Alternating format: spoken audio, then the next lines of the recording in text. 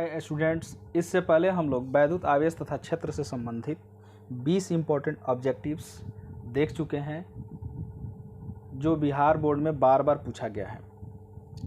इसका link description box में है, आप लोग देख सकते हैं। आज का अगला ऑब्जेक्टिव है किसी घिरे सतह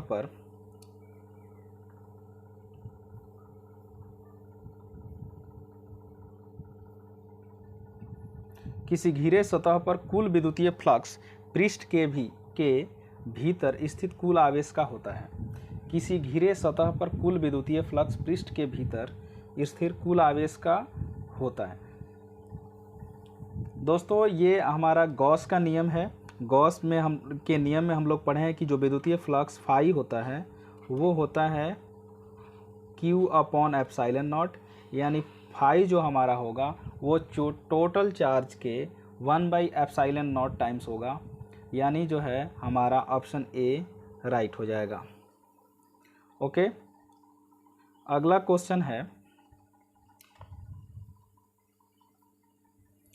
एक विद्युत द्विध्रुव एक पृष्ठ से घिरा है, पृष्ठ पर कुल फ्लक्स होगा। दोस्तों, हम लोग जानते हैं कि जो विद्युत द्विध्रुव होता है वो उस पर दो चार्ज होते हैं। अगर हमने ये विद्युत द्विध्रुव ए भी ले लिया तो इस पर दो चार्ज होगा, एक प्लस क्यू दूसरा माइनस क्यू। अगर किसी सतह से घिर जाए तो जितना चार्ज प्लस का है उतना ही चार्ज माइनस का है। ओवरऑल हमारा टोटल चार्ज कितना हो जाएगा? टोटल चार्ज हमारा हो जाएगा 0। हम लोग गॉस के नियम में पढ़ चुके हैं कि जो विद्युतीय फ्लक्स होता है वो होता है आपको चार्ज अपॉन ε0।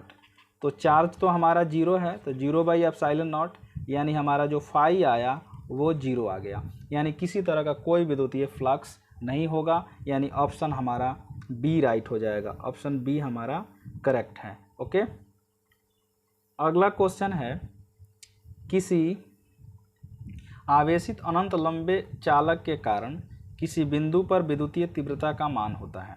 किसी आवेशित अनंत लंबे चालक, अगर कोई अनंत लंबाई का अगर ये चालक ले लिया जाए जिसको हम दोनों साइड बढ़ा सकते हैं और इससे r डिस्टेंस पर अगर विद्युतीय क्षेत्र की बात किया जाए तो ये आपको वैल्यू आता है λ/2πε0r, यानी हमारा ऑप्शन बी राइट हो जाएगा। ओके, अगला क्वेश्चन है, किसी आवेशित समतल चादर के कारण चालक के नज़दीक विद्युतीय तीव्रता E का मान होता है। कि अगर हम समतल चादर ले लेंगे तो उस समय हमारा विद्युतीय क्षेत्र का वैल्यू जो होगा σ/2ε0 होगा। σ/2ε0 होगा क्योंकि समतल चादर में दो सतह होते हैं और दोनों सतह पे चार्ज संभव हो सकता है। अगला क्वेश्चन है, किसी चालक के नज़दीक विद्युत क्षेत्र की तीव्रता क्या होती है? तो इस क्वेश्चंस में आपका σ/ε0 होगा, ये आपका ऑप्शन ए राइट हो जाएगा। कोई भी वस्तु हमारा अगर ए है, इसको धन आवेशित किया जाए, धन आवेशित करने से पहले हम लोग क्या किए होंगे, इससे इलेक्ट्रॉन बाहर निकाले होंगे। तो जब भी इलेक्ट्रॉन बाहर निकलेगा तो इलेक्ट्रॉन का अपना द्रव्यमान होता है 9.1 × 10⁻⁻31, तो उतना द्रव्यमान घट जाएगा। यानी किसी भी वस्तु को धन आवेशित करेंगे तो उसका द्रव्यमान हमेशा घटेगा, यानी ऑप्शन हमारा बी राइट हो जाएगा। अगला क्वेश्चन है, आवेश किस कण का स्थानांतरण होता है?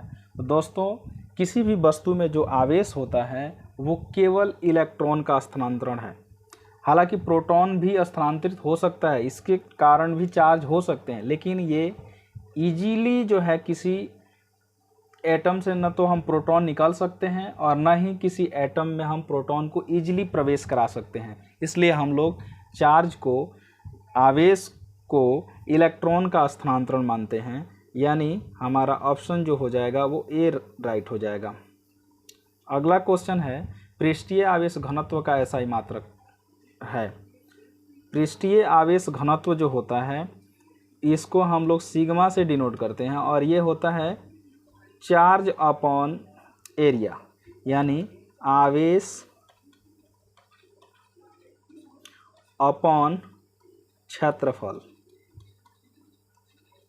तो हम लोग जानते हैं आवेश का SI मात्रक कूलम्ब होता है और क्षेत्रफल का SI मात्रक मीटर स्क्वायर होता है। तो कूलम्ब पर मीटर स्क्वायर, यानी हमारा ऑप्शन डी राइट हो जाएगा। अगला क्वेश्चन है, दो वैद्युत क्षेत्र रेखाएं एक दूसरे को किस कोण पर काटती हैं? दोस्तों, वैद्युत क्षेत्र रेखाएं कभी भी एक दूसरे को नहीं काटती हैं, क्योंकि अगर वैद्युत क्षेत्र रेखाएं एक दूसरे को काटेंगी तो दो दिशा प्राप्त होगा, जो वैद्युत क्षेत्र के लिए संभव नहीं है, क्योंकि वैद्युत क्षेत्र एक सदिश राशि होता है। तो हमारा ऑप्शन इसमें डी राइट हो जाएगा। Option D is right answer. अगला क्वेश्चन है, विद्युत आवेश का क्वांटम ESU मात्रक होता है। दोस्तों, जो क्वांटम ESU मात्रक होता है वो आपको होता है 1 ESU is equals to 1/3 into 10⁻⁹। तो अगर हम इसको ऊपर लेके जाएं तो हम लिख सकते हैं 1/3 इंटू 10⁻⁻⁹। अगर हम इसको ऐसे लिखें कि 1/3, यहाँ हमने 10 बना दें और यहाँ 10⁻⁻10 कर दें, तो ये नियर अबाउट 3.3 इंटू 10⁻⁻10 आता है, जो इसके इस ऑप्शन में सबसे जो नियरेस्ट वैल्यू है इसके पास वो है 4.78 इन 10⁻⁻10, क्योंकि 10⁻⁻10 किसी और ऑप्शन में है ही नहीं। तो हमारा ऑप्शन ए राइट हो जाएगा।